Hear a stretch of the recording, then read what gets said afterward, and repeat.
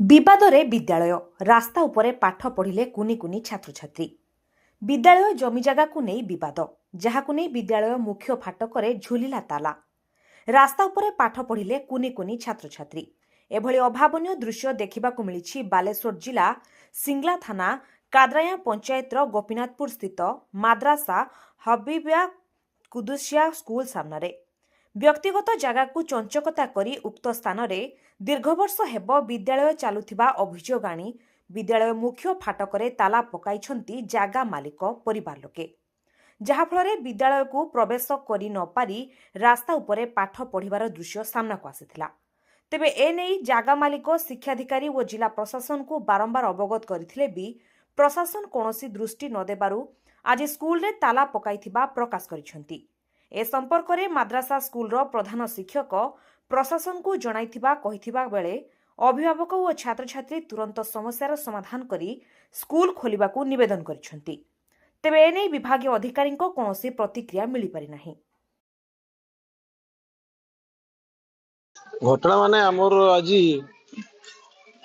दीर्घ वर्ष धरी आम नार स्कूलटा मद्रासा गोटे चलता आम स्कूल ना मद्रासा गोटे उर्दू पाठ होता ताकू एमाने मास्टर मान षड्यंत्र करकम वाक बोर्ड देले माने तब आमे तो जानी पारले जो आम ठाक बापा देते ठाक बापा मरीगला आम या कोर्टर झील मान नार फेर आउ थे है पट्टा नहीं आम या समस्त जिते ये अच्छा आमर प्रशासन मान को स्कूल अध्यक्ष मान समस्त जनइले कलेक्टर तहसीलदार बीओ समस्त जनइले 19 मसीह जन कि 26 मसीहा जागला आम समस्त जनइले कई यार पदक्षेप नौना बाध्य आम आसिक स्कूल बंद कले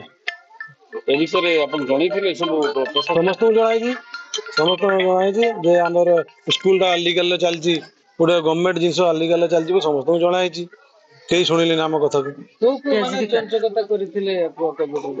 से जड़े आम फास्ट 5 जन थे से जड़े दे वाकबोर्ड केरकम दे आम कही पारे से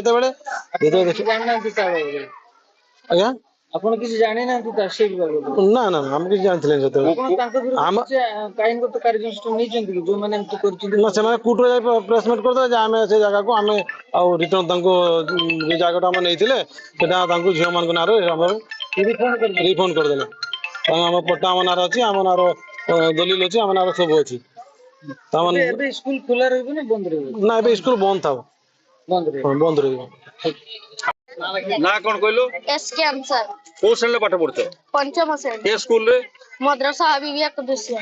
हां कौन भाई रास्ता रे बसते स्कूल बंद कर देने वाले हम लोग हैं बच्चे। कौन लोग बंद कर दिया? हाँ वही पार्टी लोग ने बंद कर दिया। हाँ इसलिए ये रास्ता में बैठने के लिए कौन बोला है? बोला ना हैं तो बोला कि रास्ता में बैठो हैं तुम लोग बैठो या घर चला जाओ? बैठेंगे पढ़ने आए हम लोग। हाँ कब तक बैठो? कब तक बैठना 1 बजे तक 4 बजे तक 4 बजे तक बैठना है हैं? अच्छा लगता है रास्ता में बैठने के लिए? नहीं। आप लोगों का मांग क्या रहेगा? स्कूल जल्द से जल्द खोलो। ब्यूरो रिपोर्ट जनता दर्पण ओडिशा।